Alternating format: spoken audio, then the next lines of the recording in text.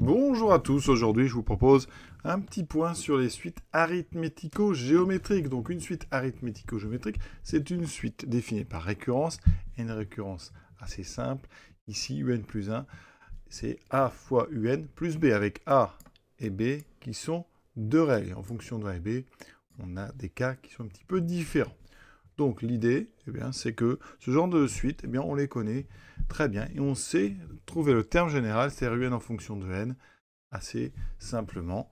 Alors il y a deux cas vraiment, quand a est égal à 1 et quand a est différent. Donc on va tout de suite traiter, c'est la première question, le cas où a égale à 1, et après on s'occupera justement de ce deuxième cas bien plus complexe avec a différent de 1. Alors qu'est-ce qui se passe si a est égal à 1? Eh bien, dans ce cas-là, la relation de récurrence nous dit que pour tout n appartenant à grand N, un plus 1 va être égal à 1 fois un, donc un plus b. Et dans ce cas-là, vous reconnaissez normalement une relation de récurrence qui définit une suite ici arithmétique, puisque pour aller de un à un plus 1, on rajoute toujours le même nombre, le nombre b. Donc ici, un est arithmétique de raison b. D'accord? Dans ce cas-là, on connaît tout sur cette suite. On sait que pour tout n appartenant à n, un, c'est le premier terme u0 plus n fois la raison, donc plus n fois b, qu'on écrit comme ceci, u0 plus n fois b. D'accord? Alors si on s'intéresse par exemple à la convergence, si b est égal à 0, alors pour tout n, un est donc égal à u0, donc on a une suite constante, et un donc tend donc vers u0, un est constante, et donc elle converge, puisqu'elle est constante, converge vers u0. Et si b est différent de 0, alors il y a deux cas. Si b est strictement positif, la limite, n fois b, ça va tendre vers plus l'infini. Donc, alors, ici, la limite, alors on va pas écrire limite, on va écrire ça avec des flèches. Alors, un tend vers plus l'infini quand n tend vers plus l'infini, donc elle diverge vers plus l'infini. Et si b est strictement négatif, alors on a n fois b qui tend vers moins l'infini. Et donc nos suites divergent vers moins l'infini. Donc voilà le cas égal à 1 traité, on a une suite arithmétique. Donc une suite arithmético-géométrique, elle peut être arithmétique si on a le nombre a qui vaut 1. Maintenant, le cas plus général, a différent de 1. Quand a est différent de 1, on va passer par la résolution d'une équation assez simple. Ici, on regarde la relation de récurrence et on va résoudre, on remplace un plus 1 un par x. Donc on résout x égale ax plus b. Vous allez voir à quoi ça sert. Donc ça équivaut à avoir donc 1 moins ax égale b. Donc comme a est différent de 1, on peut effectivement diviser et on trouve une seule solution, x égale b sur 1 moins a. D'accord? Et donc ça, c'est cette solution, on l'appelle L. Donc L égale b sur 1 moins a.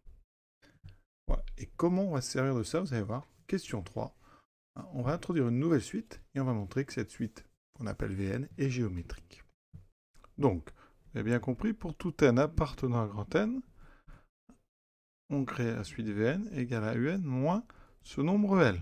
Ce nombre L qu'on vient de trouver qui vérifie, je rappelle, L, c'est la solution de x égale à x plus b, donc elle vérifie L égale à a fois L plus b. Et là, on va utiliser un raisonnement assez astucieux. Pour tout n appartenant à n, je vais réécrire la relation de récurrence. Un plus 1 est égal à un plus b. En dessous, j'écris ce que vérifie L, c'est-à-dire L égale à L plus b. On a deux égalités, on peut soustraire. Donc j'ai un plus 1 moins L qui est égal à un moins AL plus b moins b. Donc il vous reste a que je peux factoriser fois un moins L. Et vous voyez qu'ici, si je me réfère à Vn, à gauche, j'ai donc Vn plus 1, et à droite, j'ai a fois Vn.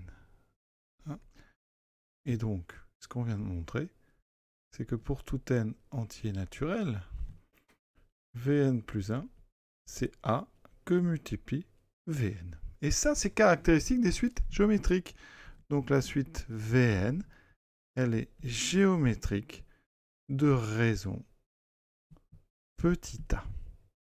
Il existe une façon plus classique de montrer le caractère géométrique. Vous partez de Vn plus 1, vous dites que c'est Un plus 1 moins L. Or, Un plus 1, c'est AUN plus B moins L. Mais L, on sait que c'est A fois L plus B, puisque L est solution de AX égale à X plus B. Ici, vous voyez bien qu'en enlevant les parenthèses, il me reste AUN moins AL. On factorise par A. Ça fait ceci. Et on a ici donc UN moins L. On retrouve Bn. Donc on a A fois Vn. Vous voyez que ça, c'est plus classique. Un peu moins astucieux. Mais ça marche très bien aussi. Et là, ça va aller très vite parce que comme Vn est géométrique de raison A, donc on connaît l'expression de Vn en fonction de n. Pour tout n appartenant à grand n, Vn, c'est V0 fois la raison de cette suite, donc A à la puissance n. Il me faut V0. V0, c'est U0 moins L. Donc ici, j'ai U0 moins L fois A puissance n. D'accord? J'ai donc Vn en fonction de n. Et comme Vn, c'est Un moins L, je vais avoir Un. Donc, pour tout n appartenant à grand n, eh bien, Un s'écrit Vn plus L, c'est-à-dire U0 moins L fois A puissance n plus L. Pour ceux qui veulent avoir une formule avec uniquement A et B, eh bien là, je vais remplacer L par sa valeur B sur 1 moins A. Donc, pour tout n appartenant à grand n, Un est égal à U0 moins B sur 1 moins A multiplié par A puissance n plus B sur 1 moins A. Petite application, si vous avez par exemple n plus 1 égale 1 demi de n moins 1, eh bien, dans ce cas-là, eh bien, ça veut dire que A est égal à 1 demi et B égale à moins 1. Donc, vous aurez trouvé, si vous avez appris par cœur, eh bien, pour tout n appartenant à grand n, on sait que Un, c'est donc U0 moins, alors B sur 1 moins A, donc moins 1 sur 1 moins 1 demi, ça fait moins 1 sur 1 demi, ça fait moins 2. Donc ici, U0 moins moins 2, ça fait plus 2 fois A puissance n moins 2. Donc si on connaît U0, vous voyez qu'on connaît tout de suite U de n. Évidemment, je remplace A par 1 demi, donc Un, c'est U0 plus 2 fois 1 demi puissance n moins 2. Voilà. Quatrième question, maintenant qu'on a fait un petit exemple, eh bien, à quelles conditions sur A et U0 la suite UN est-elle convergente? On est toujours dans vraiment la situation où A est différent de 1. Donc, quatrième question, étude de la convergence. Pour la limite, alors ici, devant le A puissance n, c'est le seul qui va évoluer avec n, on a un coefficient U0 moins B sur 1 moins 1. Donc, premier cas, si on prend U0 égale à B sur 1 moins A, c'est-à-dire égal à L dans ces cas-là, qu'est-ce qu'on peut dire? Eh bien, la suite est constante, parce que, dans ce cas-là, UN vaut toujours B sur 1 moins A, donc vaut toujours L. La suite UN, elle est constante, égale à L, donc elle converge, puisqu'elle vaut toujours L. Donc maintenant, deuxième cas, on prend U0, donc différent de B sur 1 moins A. Dans ce cas-là, on a ici un coefficient qui est non nul. Et là, on a des sous-cas. Donc, premier sous-cas, si A est strictement plus grand que 1. Alors, A puissance n tend vers plus l'infini. Donc, en fonction du signe de U0 moins B sur 1 moins A, on aura une limite plus l'infini ou moins l'infini. Dans les deux cas, UN diverge vers plus ou moins l'infini. Deuxième sous-cas. On ne parle pas de A égale 1, on a déjà traité dans la première question. Donc là, on est sur la valeur de A plus petite que 1, strictement. Donc entre moins 1 et 1, strictement, on sait que A puissance n tend vers 0. Donc il ne restera que B sur 1 moins A quand on passe à la limite. Donc UN converge vers L.